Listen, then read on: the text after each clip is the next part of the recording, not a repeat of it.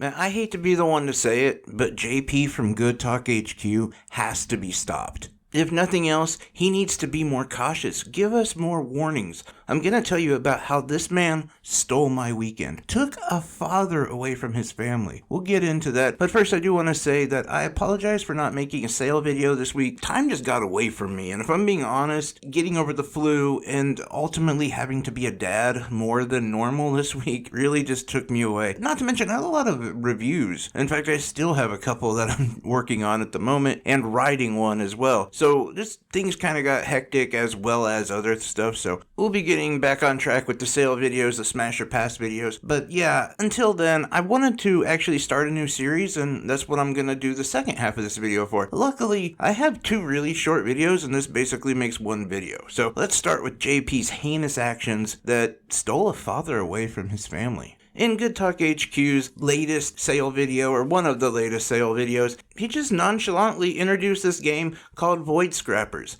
Oh, it's kind of like Vampire Survivors. It's $3, you should pick it up, it'll be cool. Little did I know that I was injecting something worse than heroin into my veins when I picked up this game. My entire weekend was gone in an instant as soon as I really started getting into Void Scrappers. Alright, I admit it, I'm just kidding. Honestly, JP is awesome. If you're not subscribed to GoodTalkHQ, I don't know what you're doing with your life and I can't help you. And actually, I owe JP because he had great advice on picking this game up. It was perfect for my weekend of just being blah. The point is this game is super addictive. You should definitely check it out, especially if you like Vampire Survivors and that style of gaming. But honestly, I think I like this one more. Now, granted, Vampire Survivors did not come out for the Switch yet, and it should have, but though this is a great game. I had so much fun with it, and I'm still playing the hell out of this game. This is one of those that's probably not going to come off of my Switch for quite a while. If you're not familiar with the format, essentially, the name of the game is to stay alive. You have 1 to maybe 2 controls. Your left analog stick is pretty much your most important one, where you just kind of control your character. You have to try to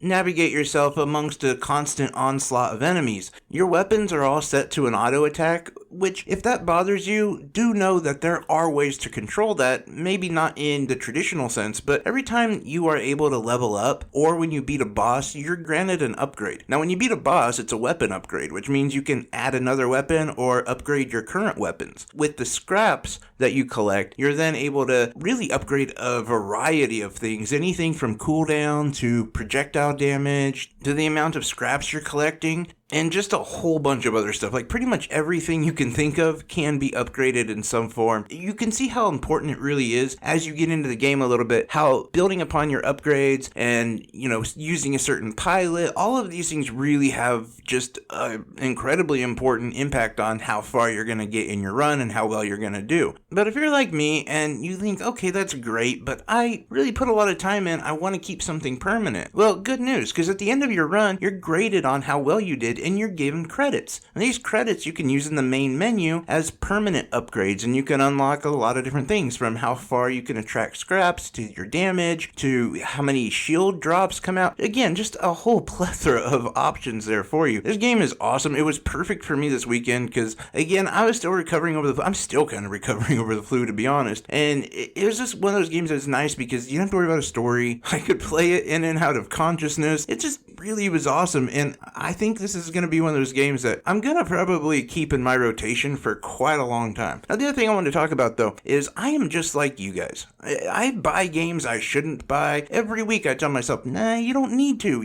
There's all these games that are on sale. You can make a sale video without actually purchasing these games. But then, of course, I see a video or I see a game and I'm like, well, that's 90% off. Not buying it would be just financially dumb. I have to buy that. And I do. I buy tons and tons of games that I really don't need. The problem is I'm noticing my backlog, and I'm starting to look into my backlog, and I'm seeing a lot of games I want to play. So I decided I'm going to start slowly working on my backlog, and I started with a really good game, especially for this video this week, because, again, not a lot of time, and this is a really short game. It's called Submerged. I don't even remember why I got it or when I got it. I don't know much about it. This game takes place in some sort of futuristic dystopian world many could argue that it's Earth and who knows what happened. You know, there's a plethora of things that could have happened, but basically we're in a water world, and you play as this teenage girl, or about teenage girl, who's trying to take care of your little brother. He's been hurt somehow. He's got a really nasty cut across his abdomen, and he's pretty much unconscious. You find this little safe haven that you let him rest on, and you start looking around at buildings, and you see emergency drops, and each of these emergency drops has something that is very important to his recovery. And as you go around, you also find weird creatures watching you. And they have some sort of disease or plague about them, and so does every other living creature here. As you continue to help your brother, you also start to show signs of becoming ill. This story is pretty much told throughout pictures. There's very little audio. It's, like I said, it's about 2 hours, maybe 3 hours, depending on how much you collect. I honestly didn't get all of the images and stuff, so I'm still a little confused about the story, but I got the gist of it. I wouldn't call it a platformer because you can't really fall, but there is a lot of climbing